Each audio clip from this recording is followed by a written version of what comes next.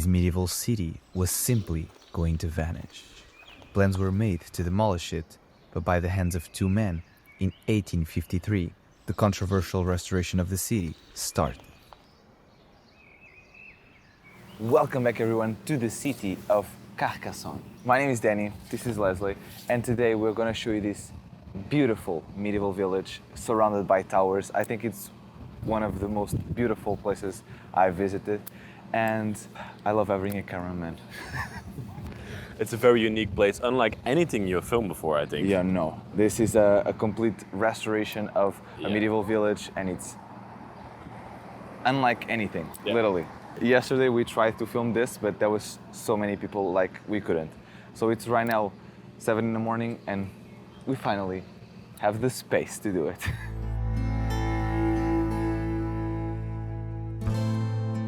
The city of Carcassonne has about 2,500 years of history and has been occupied in different ages by the Romans, Visigoths, and Crusaders.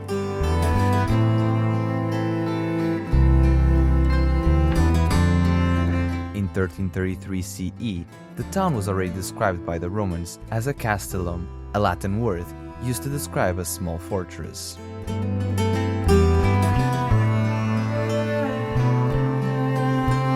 The walls were supported by 34 to 40 towers and were rebuilt during the town's occupation by the Visigoths in the 5th and 6th century, but the original structure remained in place.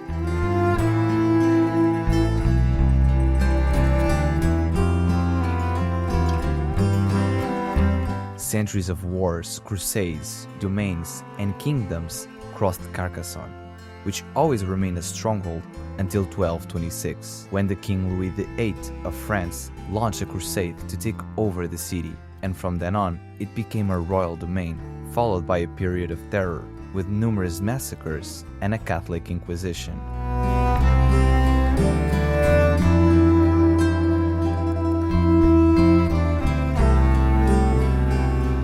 The city was finally annexed to the Kingdom of France in 1247, which provided a strong French frontier to the Crown of Aragon, Spain.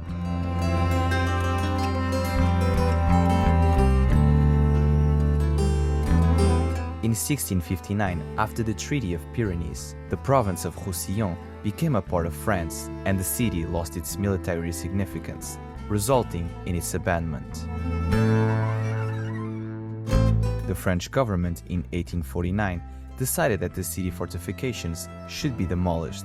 This decision was strongly opposed by the local people, and Jean-Pierre Rousse-Mérevier led a campaign to preserve the fortress as a historical monument. The government later reversed its decision, and in 1853, restoration works began by the architect Eugène Viollet-le-Duc.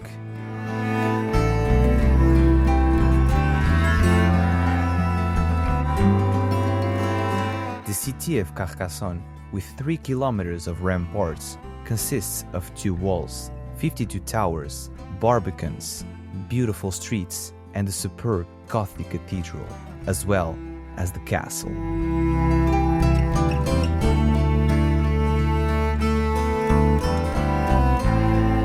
In 1997, it was added to the UNESCO list of World Heritage Sites because of its exceptional testimony to architecture and planning of a medieval fortress town.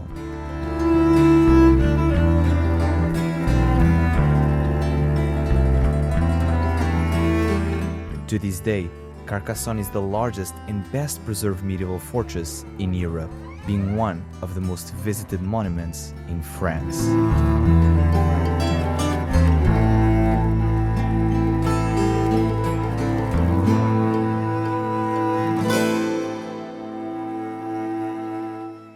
I love that it's so quiet right now because yesterday was... I'll put a clip of yesterday. It was so many people. I just have to say that because this place is very known and is a UNESCO World Heritage Site, it gets a lot of tourists. Yeah. A year, this place gets 2 million tourists. Yeah. So it's gonna be a lot of noise and a lot of people and probably a little bit of wind, but that's what we have to work with. This city, in the entrance has this train where people take a ride inside of the castle because it's kind of a big place. but we are gonna do the old-fashioned way, walking. Through the gates. I love the tower. Yeah, Wow. these towers of this city are incredible. This is what I call an entrance, Danny. Yeah, true. But before the entrance, before we go in, I have to stop at this statue, this bust of this lady. It's called Dame Carcas, if I'm not mistaken, and this one represents a legend that happens in a lot of castles. Let's walk. Basically, there's a legend that comes up in a lot of castles. It's the same as the other ones. The castle was in a siege. Everyone was locked inside of these walls. And one day, this lady decided to throw a pig. And if you're asking why a pig, it's because back in the days, the people that were trapped here were Muslims. So they just throw a pig because Muslims don't eat pig meat. So they just fed the pig with hay and food, basically, and they throw him off the wall. And when the pig fell, it literally just spread food everywhere. And that gives a message to the people that are outside to stop the siege. I think it was already happening for 2 years, so they just decided to stop the siege and go. And yeah, they were free. It's a legend that comes up in a lot of castles. In Portugal, there's like 4 or 5 castles with the exact same legend, so I don't know. But it seems like something that could have happened for true. Yeah, but if it happens in a lot of castles, people get the gist of it and they will not leave, but I don't know. It's a smart legend. I love the entrance to this place. This is the most exquisite entrance I've ever seen for a castle or for a city. It's huge. No, I think huge is not if it's massive. Like Yeah. what's the word above massive? This is a castle in and of itself. Yeah, exactly. That's what I was going to say. This feels like it's not even a gate. It's just literally a castle on itself. You cannot go inside. You cannot visit what's in the towers, but the sheer size of it, crazy. More of the walls and the towers, I will explain more when we are inside the castle, because inside of the castle you can actually go around the wall and there's some interesting towers. So now let's go inside and let's show you a little bit of the village. Danny, I must say, the look when you walk into the village is quite unique. It brings back that medieval feeling. Although most of the stuff that is in here has been completely restored, because this was abandoned for 150 years, more or less. 150 years? Yeah, because they stopped using this city as the main city and they use the city down. Oh. So, yeah. That's and interesting. right now this is really quiet, but normally every store in here is open, full of souvenirs and stuff. Yeah. This is I just wanted to say, every store that you see here is made for tourists right now. Oh yeah, and everything is open. It looks like it's like closed and abandoned, but it's actually open. Yeah. Come here. Check this out. This is a little square, little thing, but read the name. Jean-Pierre Cross. Yeah, his name is big. Yeah. But Jean-Pierre was the man, the architect, I think, that ordered to rebuild this whole city. Oh wow. As you can see, this is what the city kind of looked like, or the ideal project. I am not sure what this around here, this fountain means. Fountain, it's not a fountain, this square means, but yeah, it was because of these men that this whole city was restored, because literally the city was going to be demolished, everything was going to be demolished. And I don't know how that comes across someone's head to destroy history, but he planned to rebuild and he actually did restore it. He never saw the final product because it's still ongoing. There's still restorations every single day in this place because it's really hard to restore a massive place like this. I also don't know if I told this, but around the wall, if you start in a point and you go all around the wall of this village, it takes almost 3 kilometers to run the whole thing. That's Yeah. insane. One thing I noticed then is that all the roofs don't have actual roofs on them, they're just flat.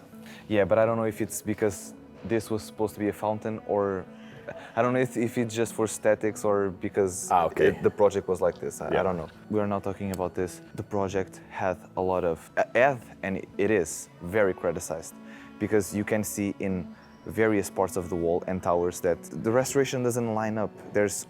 You can see multiple errors. There's a lot of inconsistencies in the building of this place. For example, they criticize the roofs because there's some towers that shouldn't be, some towers that should have different roofs. The windows and doors, some of them were poorly restored. There's a lot of criticize about this place, but I'm just glad that they restored it. I can see them, but it doesn't affect that much. I'm just glad that they restored it. That's Better it. a restoration than no restoration. Yeah, better this exists than it doesn't. Like, this is literally a World Heritage Site since 1996 or 7. So I'm so happy that they restored it. Let me show you the castle from a view.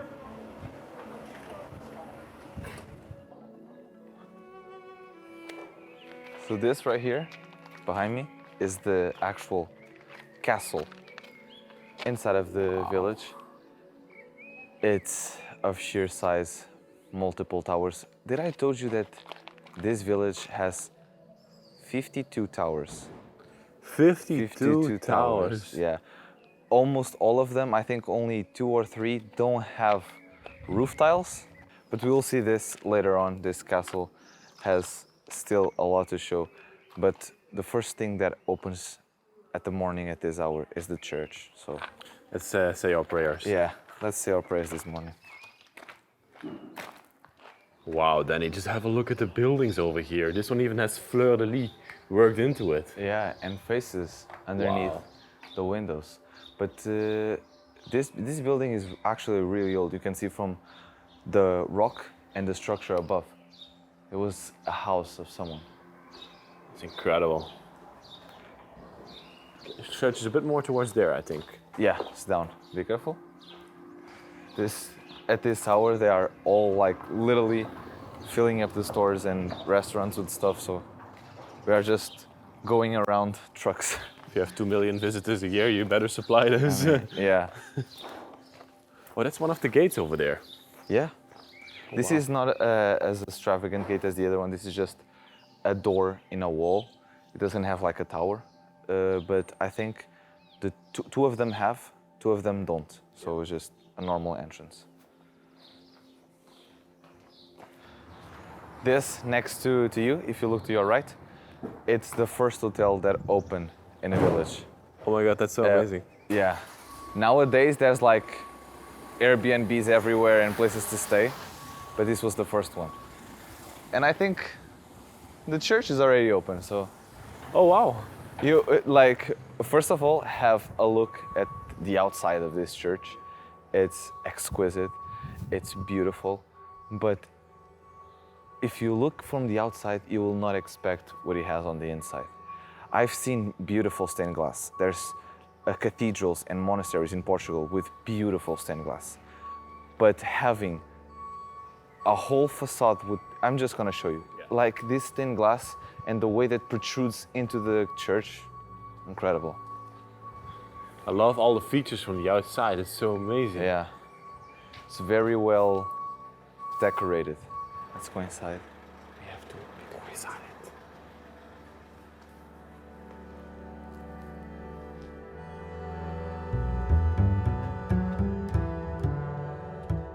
With Romanesque and Gothic styles, the Basilica of Saint Nazaire and Saint Cels had its enlargement at the beginning of the 12th century from a 10th century Romanesque church that was consecrated cathedral in 1096, enlarged again in the 13th century with a main focus on the stained glass windows, which depict scenes from the life of Christ and the apostles, all in Gothic style.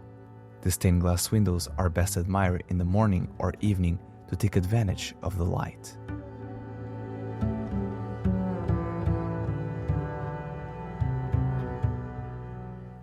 I have to talk really quiet. This cathedral, it's exquisite.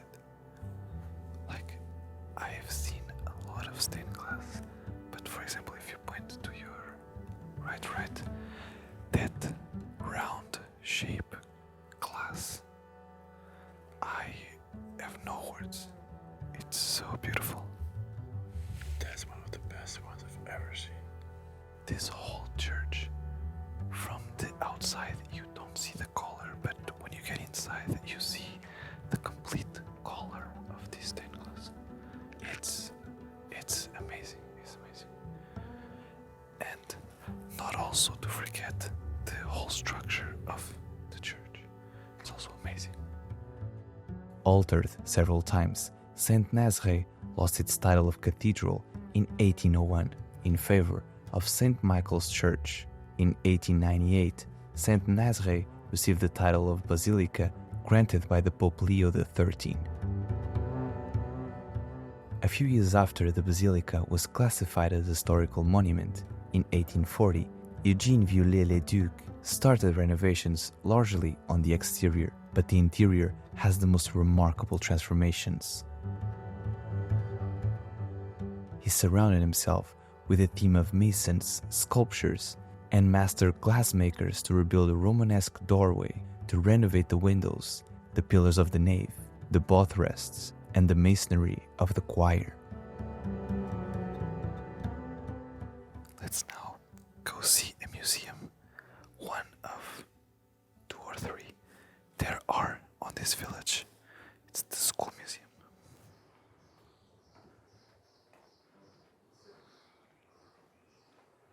School museum. Let's go in. Yes. I'm already loving it.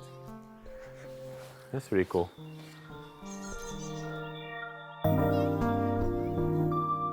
In 1980, Francis Lubé began hunting down and restoring furniture from the local schools. Always with the help of the city, he moved into the former school and created the School Museum Association. Presented in multiple rooms are all the education materials used in the schools from the 1880s to the 1960s. It's incredible, the story of this museum, especially because this was actually a school and it was abandoned.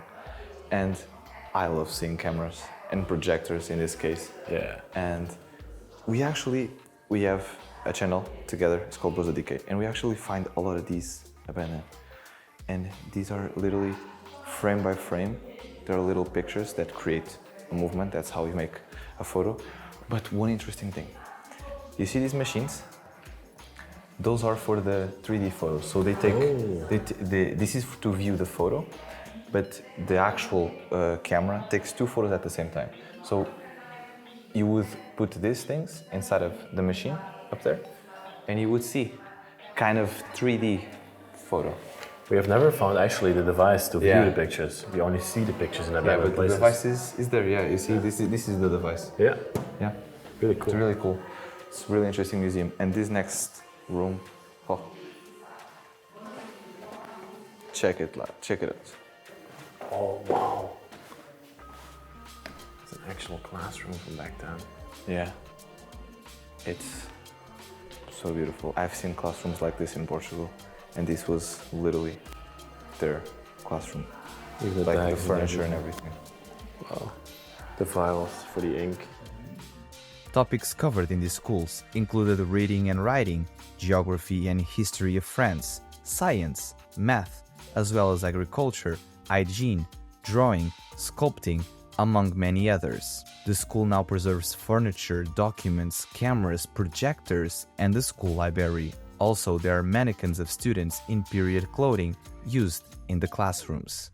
One may be seen wearing a cloth hat labeled Ain, meaning ass in English. You know what this hat is for, Danny? Yes. It's the donkey hat. They would put you in a corner if you behave bad. Exactly, you would always be in the corner. I would always be in the corner. You think I'm that bad?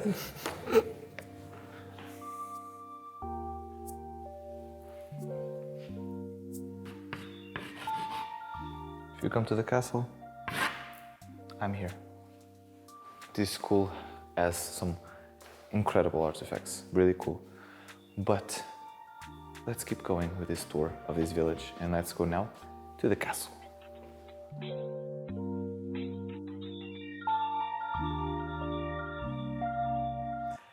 I also read somewhere online that inside of this village there's multiple, like I don't know how many, because I didn't saw the number. They just said a lot. Whales. There's even, I think there's a scavenger hunt to find all the whales in here, although some of them are inside of houses, so you cannot find them all. But there's a lot of whales inside of here. Like they just pulled water, so water for them was not a problem inside of this village. You know why this is one of the most important fortresses of Europe? I have absolutely no clue. These fortresses, although it's been remodeled and restored, it has more than 2,500 years. It comes from the Romans, the Visigoths, the French, the Spanish, so many generations. And you can literally see that on the walls. Yeah, for sure. I feel very awkward because there's people everywhere. Let's go inside the castle. It's already full of tourists. But let's film it. I'm not gonna show you everything because this castle, as you can see, is huge and there's a lot to show. So I'm gonna show you a little bit inside and then I will show you the wall and then you have seen everything. Let's go inside.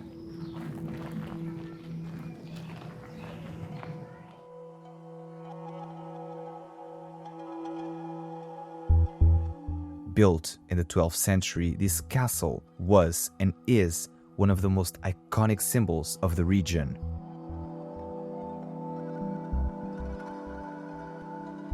Chateau Comtal is a remarkable example of medieval military architecture with its high walls, special towers, and defensive ramparts. Considered one of the finest examples of medieval military engineering, the chateau played an important role in the defense of the region against invaders, who often attacked the fortified city during the Middle Ages.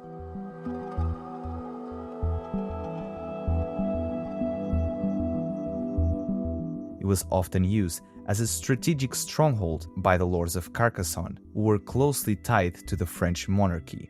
After falling into disrepair in the 19th century, Chateau Comtal was extensively restored and renovated in the 20th century.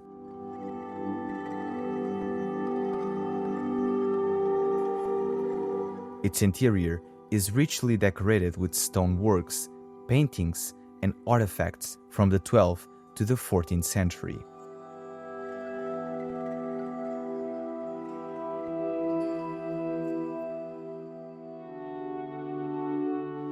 This is massive. It's not like a palace castle, but it's a fortified one. This was not to live, but I'll show you more inside. I think this one you will understand by seeing the insides of it.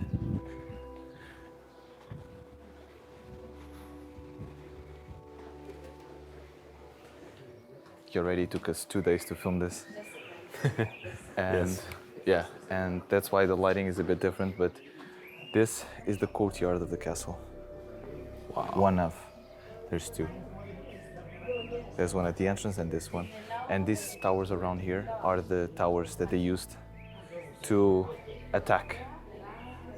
I will show you better from these towers right here. This castle has a cool structure because the visit goes in a circle and then goes through the wall, so it's cool. Yeah, I really enjoy it. Yeah. Have you seen the view? Wow, that's incredible. You can see the cathedral in the back. Yeah. The And towers. this tower we're gonna see in a second. I love that people actually still live here. Yeah. There are houses in between here and restaurants. It's quite Yeah, not a unique. lot of people live here anymore because this is more of a touristic thing, but yeah. I also love that you have these plaques with information for the things that you're seeing or the towers that you're in, and they actually have French, English, and Spanish. Missing Portuguese, but that's another subject. That's usual. That's usual. I don't know why, but it shouldn't be usual. What a view. Oh my. It's incredible. I think that's one of the only original towers left in this place. Kind of. there was not a lot of good towers left Yeah. in this place. There was a part in history that this place was really decaying. Yeah. Yeah, you can definitely see it on the walls that it has a lot of restoration work Yeah. done over the years. There's the bottom part, there's the middle part, and there's this top part, which is the new. And you see the windows are different. Yep. Yeah. This is also a cool feature of the castle, this round part. It's basically to protect the actual entrance of the castle because there's only one. It's through this bridge. So this served as an attack point to whatever is coming, like you see on the depiction there. It's really cool. A lot of the places on this castle are going to be to attack. There was a part in history that this castle was very attacked, and after people knew that this castle was impenetrable, they stopped attacking it. But then a few years later, they attacked it again. So it has the history is so long. I would be the whole day talking about it.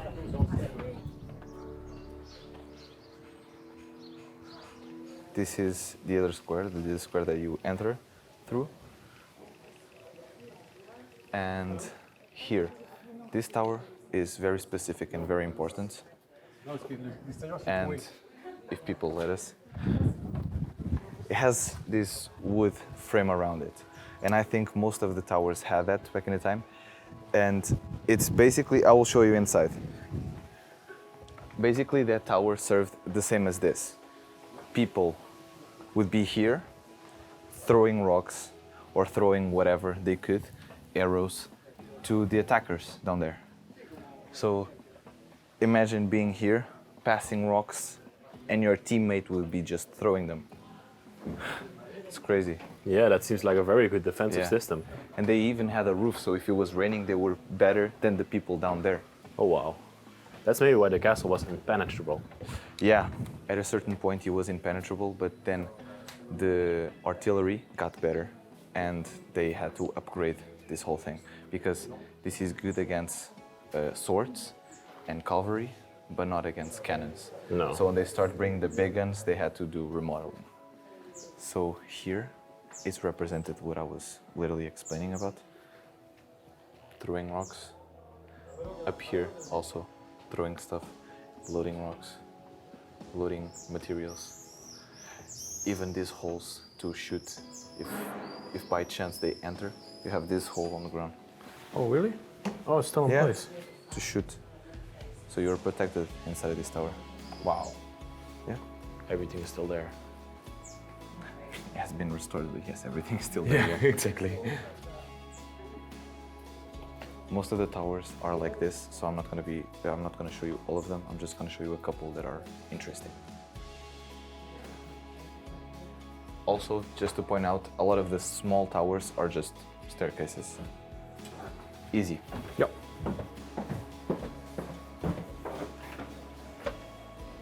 I love that you can literally walk around the whole castle. Yeah, yeah.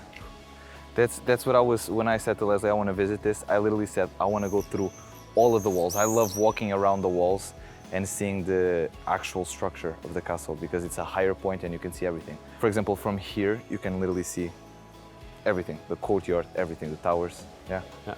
really beautiful. Here we can also get a better view of the tower with the walkway Yeah. around it. Yeah, you see those little, you cannot even see on camera. Difficult to see. But there's little slots that you can shoot arrows through and you cannot even see them. So it's a really smart tactic to attack. This is the museum inside of the castle. It has some stoneworks. I think most of the pieces were things that survived from the castle and the walls of the city. I actually read about it, and these are pieces of the basilica. The basilica? Yeah, you see those faces? Yeah? They used to be on the basilica. Oh, wow, okay. I knew they are from here, I didn't know where. This is really interesting, yeah, because the basilica, the cathedral was almost completely destroyed, so yeah, makes sense. That's why it looks so new now. There's really interesting rooms inside of this castle, but I'm not going to be able to show you all, otherwise this video would be huge. So let's go just to the wall and show you the view from the city.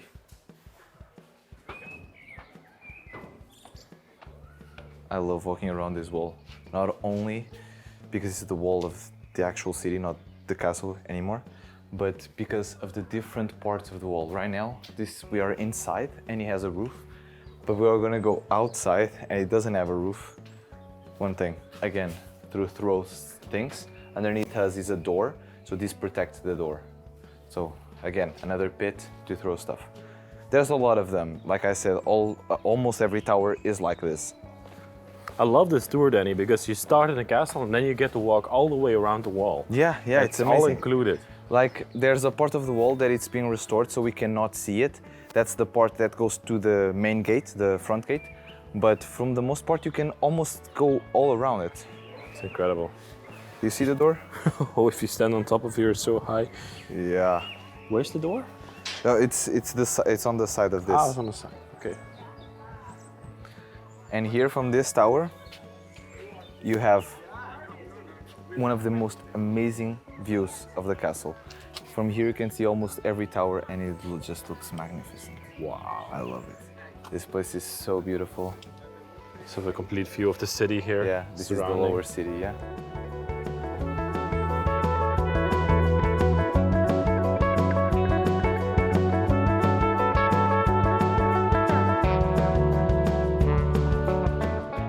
In the furthest corner of the city, there's this theater.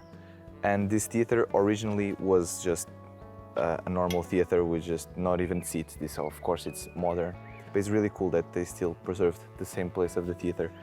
And as you can see behind the theater, there's the cathedral. It's not the best view of the cathedral, but if we keep going on the wall, we have a better view. Wow. It's a beautiful cathedral. The construction is beautiful, especially because they almost reconstructed from nothing. Yeah. Not nothing, but it was barely something. It's completely abandoned. Yeah. And if you look at it, you can see that almost every stone is new, it's not old stone. And here, the visit ends. There's a bit more wall, there's a bit more stuff to see, but I cannot show you everything. I just wanted to be able to give you a little taste of what this village has to offer. Please come visit, I'll leave links in the description as well. Thank you to the man behind the camera for using his microphone, his camera, his patience to film with me, so thank you. Subscribe to us, Rosa DK, and subscribe to my channel, ES Forgotten. Leave a like if you enjoyed this video and you want to see more. Please comment places that you want to see more. I'm always looking for castles and beautiful places to film, so please comment your thoughts, opinions, and love. And this little Portuguese guy says bye. Bye, everybody.